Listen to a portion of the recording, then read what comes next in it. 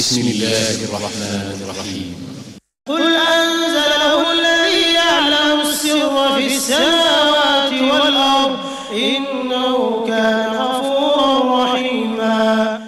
Di laut yang paling dalam sekali, yaghshahu maujun min fawqihi mauj, seperti halnya dengan mengatakan laut ya, di atasnya ombak, di atasnya ombak, di atasnya ombak, maka semakin dalam semakin gelap.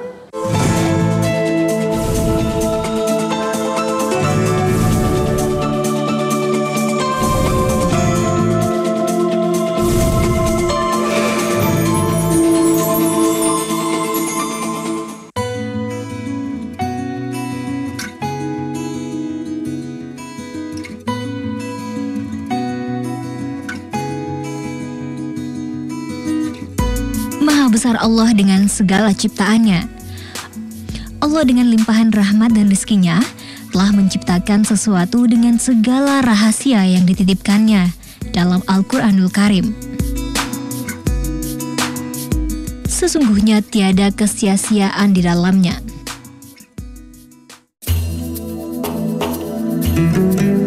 Berbagai ciptaan terhampar luas di muka bumi ini dengan keindahan dan pesona yang selalu memukau untuk dinikmati. Seperti laut yang menyimpan banyak keindahan di dalamnya. Mulai dari terumbu karang yang beraneka bentuk, ikan-ikan unik yang beraneka jenis, serta nyanyian ombak yang memberikan kesan tersendiri. Laut itu luas, banyak ikannya. Bagus-bagus ikannya, banyak terumbu karangnya. Laut itu indah. Warnanya biru. Warnanya biru ya. Terus apalagi sih tempat hidupnya hewan-hewan hias, kayak contohnya ikan, terus terumbu karang. Di situ juga bisa jadi sarana rekreasi. Laut itu adalah suatu ciptaan Allah yang perlu kita syukuri. Artinya kita bisa melihat ayat Allah yang telah menciptakan laut.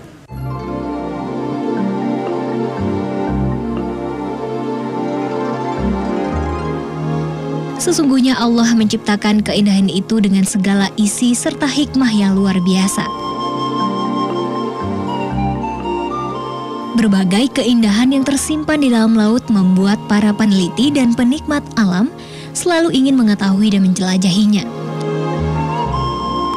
Bahkan untuk mengetahui pesona yang terpendam di dalam laut, para ilmuwan menggunakan berbagai alat bantuan untuk meneliti kedalaman laut yang berlapis-lapis.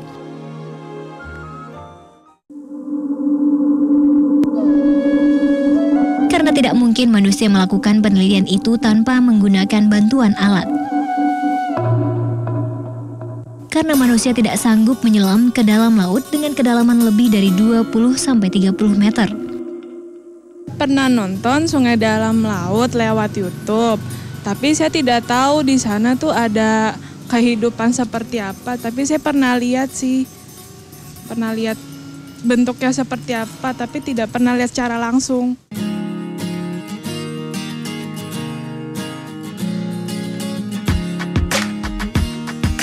Namun, seluruh keindahan yang tersembunyi di dalam laut sudah lama tertulis di dalam Al-Quran sejak 1400 tahun yang lalu. Di mana pada saat itu belum ada penemuan mengenai alat bantu untuk melihat kedalaman laut. Namun Al-Quran telah menuliskannya dalam surat ke-24 ayat ke-40. Subhanallah.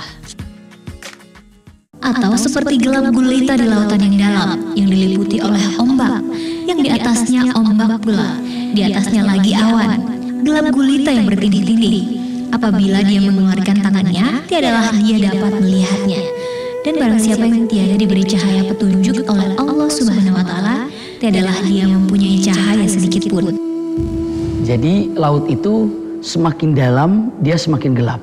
Dan bukan hanya semakin gelap saja, kalau dalam Al-Quran mengatakan apabila dikeluarkan tangan di depannya lam takad yarahu, artinya dengan mengatakan tidak bisa untuk dilihatnya. Bahkan jelas au kadzulumatin fil bahri luji, maknanya dengan mengatakan seperti dalam zulumat itu kegelapan di atas kegelapan, fi bahri luji, di laut yang paling dalam sekali. Yaghshahu maujun min fawqihi mauj, seperti halnya dengan mengatakan laut, ya, di atasnya ombak, di atasnya ombak, di atasnya ombak, maka semakin dalam semakin gelap.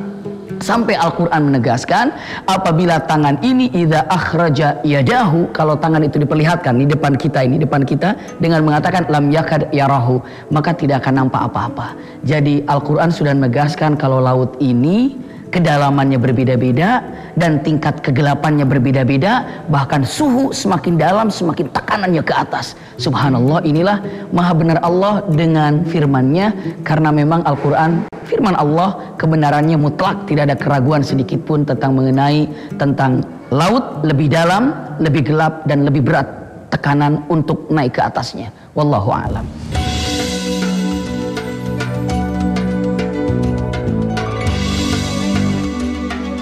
Betapa besar nikmat Allah yang diberikan kepada umatnya.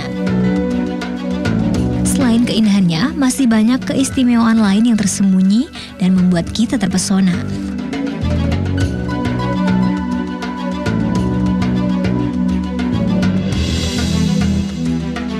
Dua laut yang berjumpa tapi dengan air yang berbeda, rasanya tawar dan segar, yang di sampingnya adalah asin dan pahit.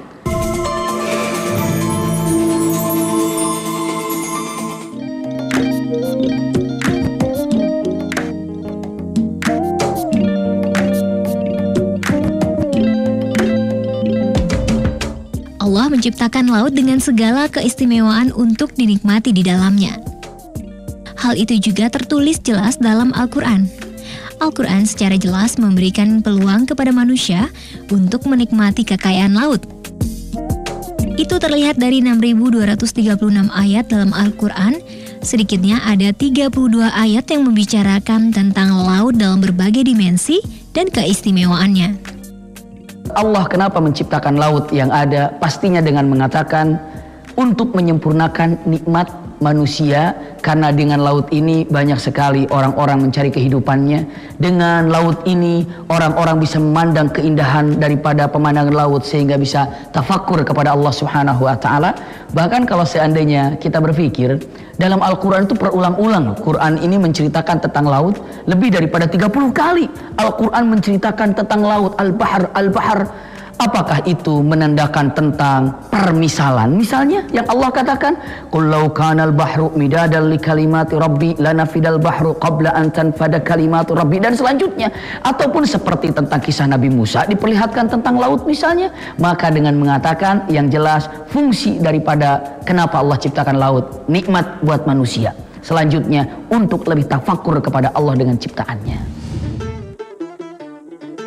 Seperti salah satu keistimewaan yang ditemukan oleh peneliti di bawah laut di Cenote Angelita, Meksiko.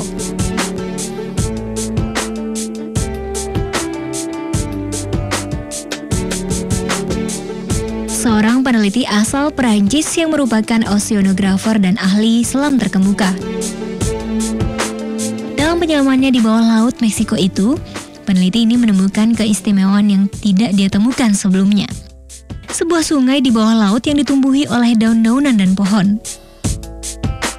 Bagi para peneliti, mereka menyebut keistimewaan itu sebagai lapisan hidrogen sulfida. Tidak hanya itu saja, dalam penyelamannya beliau juga menemukan kandungan air tawar yang berada di antara air laut yang asin. Fenomena yang di Meksiko itu sebenarnya sebuah fenomena perbedaan antara salinitas atau perbedaan kadar garam. Ada air di atas yang mempunyai kadar garam rendah, yang di bawahnya itu kadar garamnya sangat tinggi. Karena perbedaannya ini mereka terpisah seolah-olah ada yang di atas, ada yang di bawah. Nah, yang di atas ini mengalir sendiri karena dia mempunyai daya tarik yang berbeda karena densitasnya lebih besar, dia lebih cepat mengalir. Sedangkan yang di atas karena densitasnya rendah, dia seolah-olah nggak mengalir. Sehingga kita seolah-olah melihat ada aliran sungai di bawah lautan.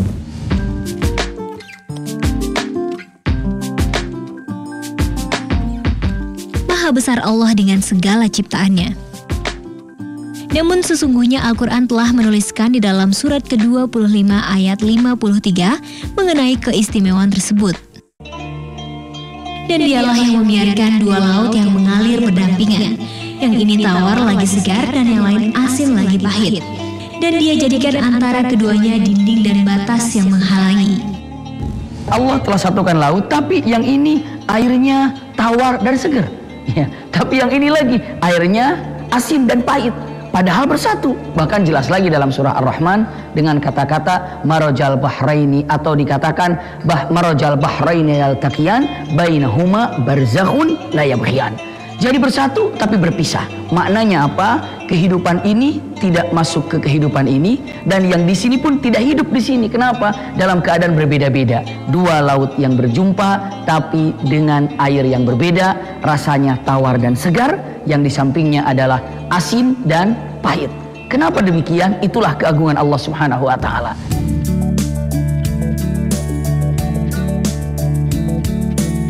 Tiada Tuhan selain Allah, tiada keistimewaan selain miliknya. Keistimewaan lain yang tersembunyi di dalam laut adalah sebuah retakan yang berada di dasar lautan, hingga mengeluarkan lava dengan suhu lebih dari 1000 derajat Celcius. Meskipun suhu lava tersebut sangat tinggi, ia tidak dapat membuat air laut menguap. Dan walaupun air laut ini berlimpah ruah, dia tidak bisa memadamkan api. Subhanallah. Nabi SAW bersabda, tidak ada orang yang mengarungi lautan kecuali orang yang berhaji, berumroh, atau orang yang berperang di jalan Allah. Sesungguhnya di bawah lautan terdapat api, dan di bawah api terdapat lautan. Dalam surat At-Tur ayat 1-6 menegaskan bahwa keistimewaan itu sudah direncanakan dan tertulis di dalam Al-Quran. Demi bukit dan kitab yang ditulis pada lembaran yang terbuka, dan demi Baitul Ma'mur dan atap yang ditinggikan langit, dan laut yang di dalam tanahnya ada api. Mungkin kita tidak percaya kalau seandainya tidak melihat Al-Quranul Karim. Benarkah bahwa yang namanya dalam lautan itu ada api? Ternyata dalam Al-Quranul Karim dengan jelas Allah bersumpah. Iya, salah satu dari sumpah yang ada, wal bahril masjur. Dan demi yang namanya laut yang di dalamnya masjur. Masjur itu artinya muqidun nar. Bahkan di dalam ayat lain Allah mengatakan wa idzal biharu sujirat. Dan apabila laut ini sudah dikeluarkan bara apinya. Bagaimana ceritanya? Wallahu a'lam. Tapi pasti ketika kiamat tiba nanti, yang namanya laut ini akan mengeluarkan api yang sangat dahsyat. Tapi walaupun bagaimana, pasti di dalam air laut ini atau di bawahnya itu mengandung bahan-bahan yang mengakibatkan terbakarnya bumi ini, ataupun mengandung bara api yang sangat panas.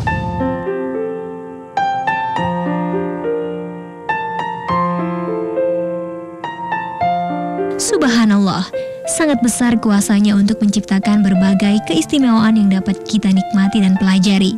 Segala puji bagi Allah, Tuhan semesta alam.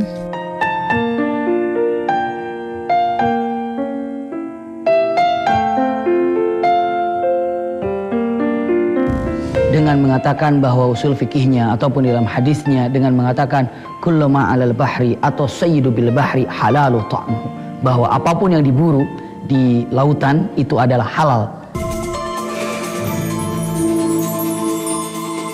Telah nampak kerusakan di darat dan di laut disebabkan karena perbuatan tangan manusia, supaya Allah merasakan kepada mereka sebagian dari akibat perbuatan mereka, agar mereka kembali ke jalan yang benar.